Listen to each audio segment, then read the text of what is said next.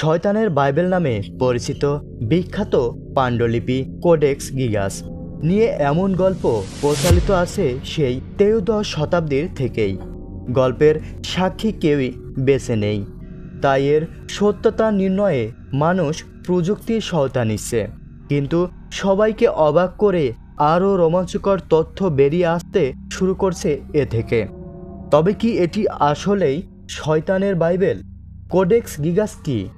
Codex শব্দের অর্থ বিশাল পুস্তক। এর দ্বারা বইটির বিশালতার কথা বোঝানো হয়েছে। বইটি দেখতে যেমন বড় তেমনি ওজনেও ভারী। বইটিতে গাধার চামড়া দিয়ে তৈরি মোট 310টি পৃষ্ঠা ব্যবহৃত হয়েছে। বইটির দৈর্ঘ্য প্রায় 36 ইঞ্চি এবং প্রস্থ প্রায় 20 ইঞ্চি। 165 পাউন্ড ভারী বইটি প্রায় 8.7 ইঞ্চি মোটা। কারো পক্ষে বইটি একা বহন করা সম্ভব নয়।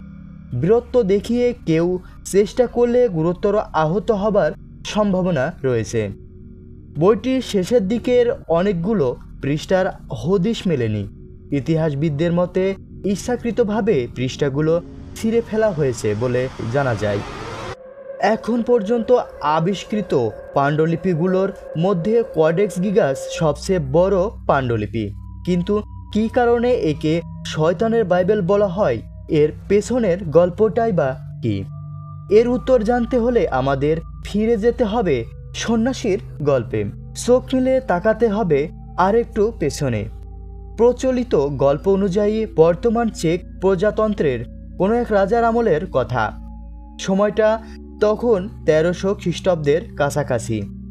রাজ্যের এক সন্ন্যাসী খুবই গুরুতর অন্যায় করে বসেন। তাকে রাজার কাছে আনা হয় বিচারের জন্য। রাজা তাকে মৃত্যুদণ্ড প্রদান করেন, কিন্তু সন্ন্যাসী রাজার কাছে আর্জি জানান তাকে যেন শেষবারের মতো একটি সুযোগ দেওয়া হয়। বিনিময়ে তিনি পৃথিবীর সমস্ত জ্ঞান সংকলন করে তাকে একটি পাণ্ডুলিপি তৈরি করে দেবেন।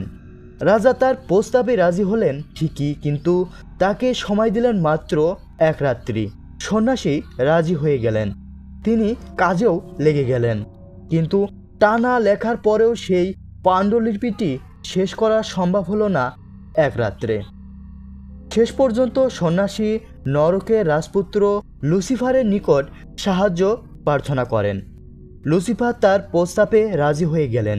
বিনিময়ে সন্ন্যাসী নিজের আত্ম উৎসর্গ করে দিলেন লুসিফারের প্রতি।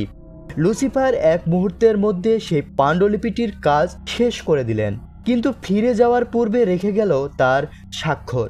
পাণ্ডুলিপির 209 পৃষ্ঠা তার সাক্ষ্যস্বরূপ এক কদাকার শয়তানের ছবি অঙ্কিত করে রেখে যান। তার ঠিক বিপরীত পৃষ্ঠায় আঁকা হয়েছিল স্বর্গীয় শহর জেরুজালেমের ছবি।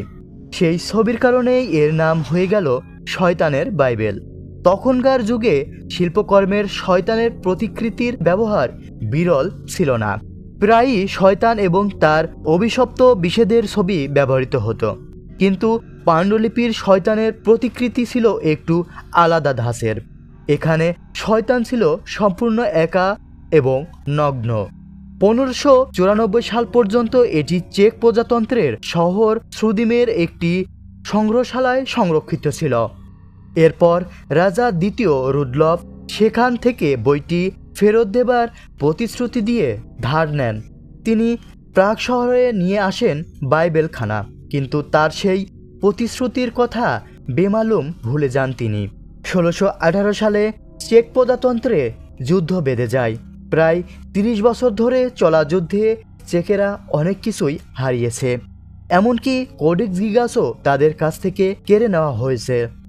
1648 সালের যুদ্ধ শেষে সুইস সৈনিকেরা সুবৃহৎ পাণ্ডুলিপিটি স্টকহোমে নিয়ে আসেন। পাণ্ডুলিপিটি সেখানে রয়্যাল লাইব্রেরি অফ স্টকহোমে সংরক্ষিত করা হয়। এরপর সেটি সুইস গবেষকদের নজরে আসে। অনুসন্ধানের পর বের হয়ে আসে এর রোমাঞ্চকর ইতিহাস। 2017 সালে পুনরায় প্রাগে ফিরিয়ে আনা হয় এই পাণ্ডুলিপিটিকে। প্রথম দিকে জনসাধারণের জন্য বইটি উন্মুক্ত ঘোষণা করা হলেও সম্প্রতি এই সুবিধা বাতিল করা হয়। গল্পটা সত্যতা যাচাই করতে বিভিন্ন পরীক্ষার মাধ্যমে বিজ্ঞানীরা এই ইতিহাসের সত্যতা যাচাই করেছেন। প্রচলিত কাহিনী অনুযায়ী বইটি লিখতে সময় লেগেছিল মাত্র একটি রাত, কিন্তু বিজ্ঞানীরা এই তথ্যের সাথে একমত নন। সুইডেন জাতীয় গ্রন্থাগারের গবেষকদের মতে যদি লেখক পুরো সপ্তাহ জুড়ে প্রতিদিন প্রায় 6 ঘন্টা ধরে লিখতেন তাহলেও বইটি শেষ করতে তার লেগে যাবে প্রায় 30 বছর। কিন্তু সন্ন্যাসীর পক্ষের প্রতিদিন 6 ঘন্টা কাজ করা হয়তো সম্ভব নয়। সেক্ষেত্রে সময়টা বেড়ে 20 থেকে 30 বছর ছাড়িয়ে যেতে পারে। তাই বিজ্ঞানীরা সন্ন্যাসী আর লুসিফারের গল্পকে মানতে নারাজ। কিন্তু হাতের লেখা পরীক্ষা করে বিজ্ঞানীরা নিশ্চিত করেছে যে পাণ্ডুলিপিটি একজনের দ্বারাই লেখা হয়েছে। বাইবেলে লাল, নীল, হলুদ এবং সবুজ রঙের কালি ব্যবহার করা হয়েছে। ছবিগুলোর ক্ষেত্রেও এই রঙগুলো ব্যবহৃত হয়েছে। শয়তানের বাইবেলের নামটা শোনার পর থেকে সবার মাথায় একটাই প্রশ্ন, কী বা লেখা আছে তার ভেতরে? ইতিহাসবিদেরা ইতিমধ্যেই পুরো পাণ্ডুলিপিটির লেখা উদ্ধার করে ফেলেছেন। কোডেক্স গিগাস একটি মধ্যযুগীয় জলজান্ত বিশ্বকোষ। পুরো বাইবেলটি লেখা হয়েছে ল্যাটিন ভাষায়। পাণ্ডুলিপিটির শুরুতে পবিত্র ওল্ড টেস্টামেন্ট সংযুক্ত আছে। ধর্মগ্রন্থ বাইবেল ছাড়াও ফ্লেভিয়াস জোসেফাস নামক এক পণ্ডিত রচিত দ্য জুয়েস আর অ্যান্ড জুয়েস অ্যান্টিকুইটিস গ্রন্থ, সেন্ট ইনসিউডর রচিত এক বিশ্বকোষ এনসাইক্লোপিডিয়া, যাজক কোমায়ক রচিত দ্য ক্রনিকল অফ বেমিয়া গ্রন্থ এবং বাইবেলের নতুন টেস্টমেন্টাল সংযুক্ত রয়েছে। বাইবেলটি ঘেঁটে ইতিহাসবিদদের বের করা কিছু মজার তথ্য নিচে তুলে ধরা হলো। পুরো পাণ্ডুলিপিতে মাত্র 2টি ছবি অঙ্কিত হয়েছে, নরকের রাজপুত্র লুসিফার এবং স্বর্গীয় শহর জেরুজালেমের ছবি।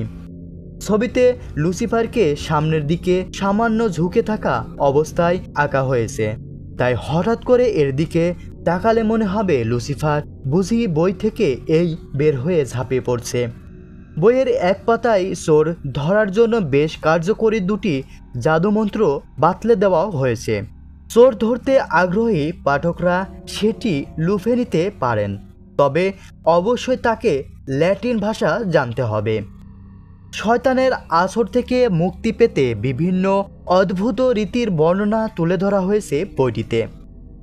লুসিফারের গায়ে মোটা উলের তৈরি রাজকীয় পোশাক আর্মিন কোট পরিহিত ছিল, যার মাধ্যমে তাকে নরকের রাজপুত্র হিসেবে তুলে ধরা হয়েছে। সম্প্রতি কোডেক্স গিগাস নিয়ে আন্তর্জাতিক টেলিভিশন চ্যানেল ন্যাশনাল জিওগ্রাফি বেশ কয়েকটি প্রামাণ্যচিত্র প্রচার করেছে। এই অদ্ভুত পাণ্ডুলিপিটি এর অলৌকিক ইতিহাস ছাপিয়ে ইতিহাসের পাতায় বেঁচে থাকবে জ্ঞানের অসামান্য ভাণ্ডার হিসেবে। এখনও পর্যন্ত সেই সন্ন্যাসীর নাম জানা সম্ভব হয়নি, তাই গবেষণাও শেষ হয়ে যায়নি। হয়তো অদূর ভবিষ্যতে তার নাম জানাও যেতে পারে। আশা করা যায় বিজ্ঞান আমাদের বেশি দিন অপেক্ষা করাবে না।